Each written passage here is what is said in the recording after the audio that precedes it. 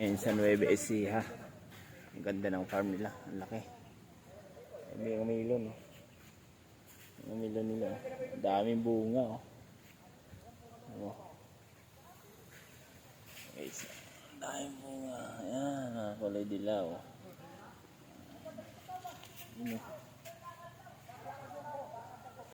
Sabi, lahat nakaluloy sa dulo. Yan, dito po yun sa Nueva Ecija. Ang dami oh.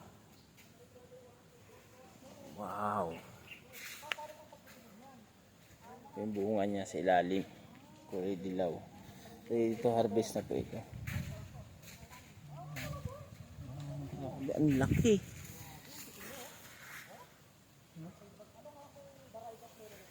Hindi may ari si sir.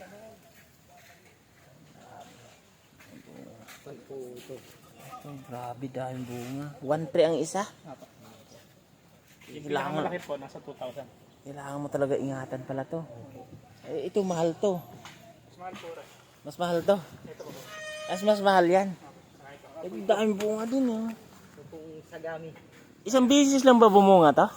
Opo, isang beses lang po. Pagkatapos yan, wala na, harvest na yan. Patay na to? Opo, kapatay na po. Ah, talaga? So isang puno, isang beses lang bumunga? Hindi, isa lang po pinagtutuloy para lang maganda. Ah, tinatanggal niyo yung iba. Kaya pala nakailalim lahat eh. Oh. Quality naman, napakamahal pala ng isa. Sira to sir oh. Ay no, may sira. Oh. Ayun, sa ilalim. Baka na ano nung bagyo. Reject na po. Oh, reject na. Pero ang dami bunga, grabe. Lalim. Napakalawak po nitong melon nila. 10 hectares na po ito. Ang dami oh. Iikot to. Lahat yan. Kulay dilaw sa ilalim. Wow. Ito po ang pinaka-farm nila. And lawak ng tanglad oh. Napakaraming tanglad. Yan. Ito. May bubong yan. Melon yung loob. Hanggang doon sa dulo. Yan, puro melon yan. Tapos dito naman sa kabila, ayun o, yung may building na yun.